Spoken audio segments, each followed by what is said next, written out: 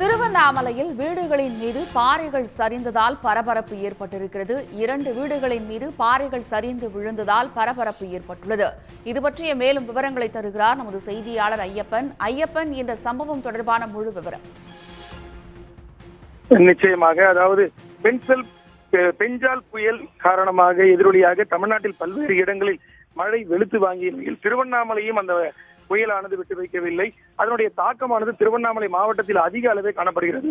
குறிப்பாக திருவண்ணாமலை நகர பகுதிகளில் வெள்ளப்பெருக்கானது காலை முதல் சாலைகள் எங்கு சென்றாலும் எந்த சாலைகளிலும் வெள்ளப்பெருக்கு வழிந்தோடுகிறது. நகர பகுதியே தற்பொழுது வெள்ளக்காடாக மாறியுள்ளது.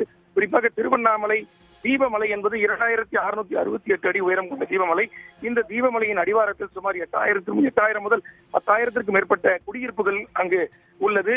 இந்த நிலையில் பெஞ்சால் புயல் எதிரொலியாக காலை முதல் தீபமலையில் இருந்து வழிந்தோடிய தண்ணீரானது ஒவ்வொரு வீடுகளுக்கும் சுமார் அந்த பகுதியில், அதாவது வாவுக்கு நாம் தற்போது பார்த்துக் கொண்டிருக்கும் இடமானது வஉசி நகர் 11வது தெரு. இந்த தெரு பகுதிகளில் முழுக்க அனைவரும், அதாவது மலையடிவாரத்திலே வீடுகள் நிறைய அமைந்துள்ளது. இந்த வீடுகள் முழுக்க தற்பொழுது அந்த மலையில் இருந்து சரிந்து வந்த மண் சரிவால் வீடுகள் முழுவதுமாகவே அடைக்கப்பட்டிருக்கிறது. வீடுகளின் பாதைகளில் அனைத்து இடங்களிலும் நீரானது தற்பொழுது வழிந்து ஓடும் சூழல் தற்பொழுது அங்கு நிலவுகிறது. மலையில் இருந்த ஒரு பாறையானது அந்த வஉசி நகர் 11வது தெரு குடியிருப்புக்குள் விழுந்ததால் அந்த பகுதியில் இருந்த சுமார் 3 வீடுகள் தற்பொழுது தரையில் புதைந்ததாக தகவல் வெளியானது. இதனைத் தொடர்ந்து நாமும் திருவண்ணாமலை மாவட்ட ஆட்சியர், மாவட்ட கண்காணிப்பாளர், மாவட்ட வருவாய் அலுவலர் உள்ளிட்ட பல்வேறு தீயணைப்புத்துறை அதிகாரிகள் உள்ளிட்ட பலரும் இங்கு முகாமிட்டுள்ளனர். அந்த பகுதிக்குள் தற்பொழுது வரை அந்த பகுதிக்குள் தீயணைப்புத்துறையினரால் காலை மதியத்திற்கு மேலாக போராடி தற்பொழுது வரை அவர்களால் அந்த இடத்திற்கு செல்ல முடியவில்லை. தற்பொழுது இருள் சூழ்ந்துள்ளது. திருவண்ணாமலை நகரம் முழுக்க தற்பொழுது மின்சாரம் துண்டிக்கப்பட்டுள்ள நிலையில் அந்த பகுதி முழுக்க இருள் சூழ்ந்து காணப்படுகிறது. மாவட்ட ஆட்சியர் உள்ளிட்ட பல்வேறு அதிகாரிகள் மீட்பு பணியில் ஈடுபடுவதற்கான உண்டான முயற்சிகளில் ஈடுபட்டு வருகிறார்கள். இருந்த பொழுதிலும் நமக்கு இயற்கை கை கொடுக்காத காரணத்தினால் அந்த பகுதி முழுக்க மின்சாரம் துண்டிக்கப்பட்டுள்ளது.